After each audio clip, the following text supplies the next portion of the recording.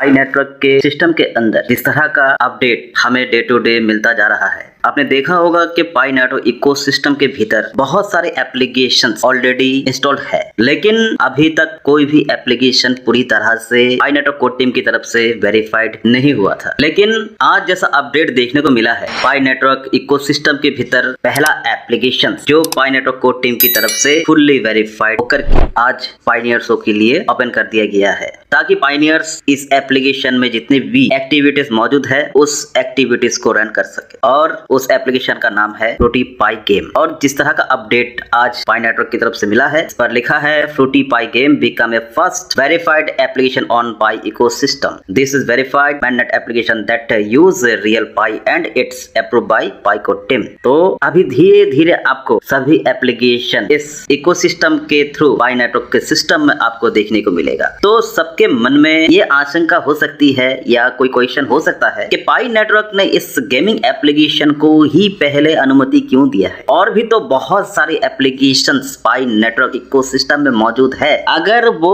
Application open कर देते तो हमारे लिए ये फायदा होता, वो फायदा होता। तो आपको समझना चाहिए, पाई नेटवर्क उस सिस्टम को ही अपने इकोसिस्टम में ओपन करता है जो उससे टेस्ट किया जा सके, और टेस्टिंग उससे ही किया जाता है जिसमें रिस्क कम हो। तो बड़े बड़े एप्लीकेशंस आना अभी बाकी है। अभी आप इसे टेस्ट फेस ही कह सकते हो, क्योंकि अभी एक गेमिंग एप्लीकेशन को अप्रूव किया है पाई नेटवर्क कोड टीम ने। और इस एप्लीकेशन के थ्रू पायनियर्स जब इसको अपनी एक्टिविटीज रन करेंगे तो पाई नेटवर्क कोड टीम को ये पता चल जाएगा कि इकोसिस्टम में जो एप्लीकेशन है ये प्रॉपरली वर्क हो रहा है या नहीं। अगर कुछ कमियां खामियां नजर आता है तो इस छोटे मोटे चीजों से ही उसको सुधार किया जा सकेगा। इसलिए बड़ा रिस्क ना लेते हुए छोटे मोटे एप्लीकेशन को ही अभी अप्रूव किया जाएगा, और इसके बाद जो भी एप्लीकेशन आएंगे वो भी छोटे मोटे ही आएंगे। लेकिन कुछ दिनों में आपको जो बड़े बड़े एप्लीकेशन है जैसा कि टिल्टल्क और पाइडाउ स्विप और भी 4 चीजें यानी कि 4 एप्लीकेशन इस इकोसिस्टम में इंटीग्रेट हुआ है। हालांकि इनमें से कुछों का नाम आपने पहले भी सुना है और कुछ का नहीं सुना है, तो मैं इससे आगे आप लोगों को बताऊंगा कि वो एप्लीकेशन किस तरह वर्क करेगा, मतलब किस क्षेत्र में वर्क करेगा और उन एप्लीकेशंस का नाम क्या है। लेकिन आपको ये समझना होगा, जो छोटे मोटे चीजें हैं, जो नॉर्मल चीजें हैं, माइनर चीजें हैं, उसी को अभी पाई नेटवर्क इस इकोसिस्टम के माध्यम से अपने सिस्टम में लाएगा ताकि कोई भी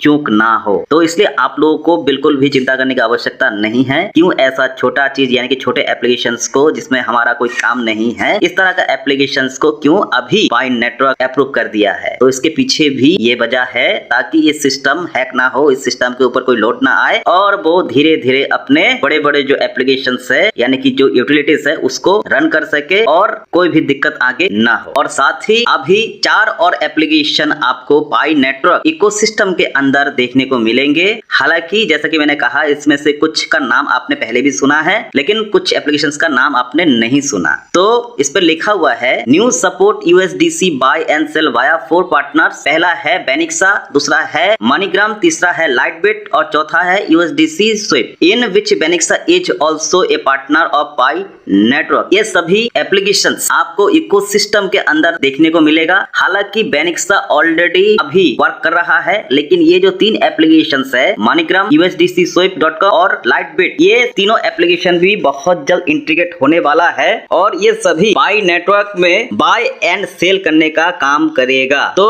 इससे आप यूएसडीसी के through Pi coin buy and sell कर सकते हो। तो ऐसे ऐसे बहुत सारे एप्लीकेशन और वेबसाइट आपको धीरे धीरे पाई नेटवर्क इकोसिस्टम में देखने को मिलेंगे। अभी तो 95% काम होना बाकी है, तो आपको धीरे धीरे सभी चीजें अनलॉक होता हुआ नजर आ जाएगा। बस आपको जो भी एक्टिविटीज यानी कि जैसे कि आज एक एप्लीकेशन जो फ्रूट्स पाई के नाम से अभी अप्रूव हुआ है, उस पर जाकर के भी अपनी एक्टिविटी दर्ज कराना है और ये पाई नेटवर्क कोड टीम को बताना है कि इसमें आपको क्या कमियां या खामियां कुछ भी चीजें मिला हो तो उसको बताना है, ताकि पाई नेटवर्क कोड टीम इस चीज को तुरंत सॉल्व कर सके और हम इसे स्मूथली यूज कर सके। क्योंकि अगर हम पाई नेटवर्क कोड टीम को कोई बात नहीं बताएंगे, अगर कमियां हैं, खामियां हैं, अच्छा है, बुरा है, है तो पाई नेटवर्क कोर टीम को भी पता नहीं चलेगा, क्योंकि यूजर हम है। हम अगर किसी भी एप्लीकेशन या वेबसाइट को यूज करने में दिक्कत होता है, परेशानी होता है, अच्छा लगता है, बुरा लगता है, वो बातें पाई नेटवर्क कोर टीम को बताना होगा, तभी जाकर के पाई नेटवर्क कोर टीम इस चीज को सुधार कर सकता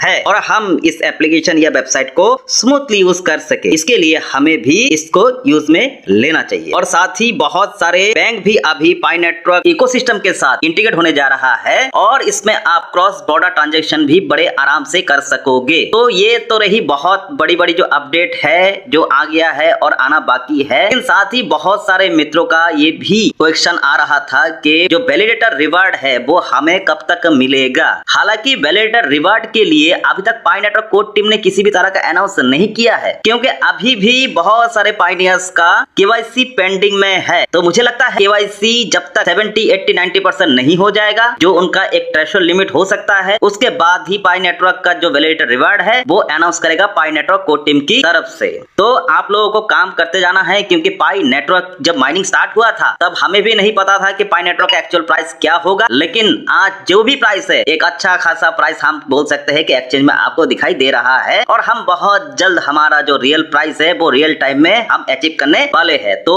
जो भी एक्टिविटीज या फिर जो भी आपको वर्क दिया जाता है पाई नेटवर्क कोर टीम की तरफ से, इसमें अपनी एक्टिविटी दर्ज करना है ताकि पाई नेटवर्क कोर टीम बता सके कि हम पूरी तरह से एक्टिव है और इसमें कमियां खामियां जो भी चीजें है हम उसे सामने ला सके, ताकि हम किसी भी सिस्टम को इस इकोसिस्टम के थ्रू स्मूथली यूज कर सके।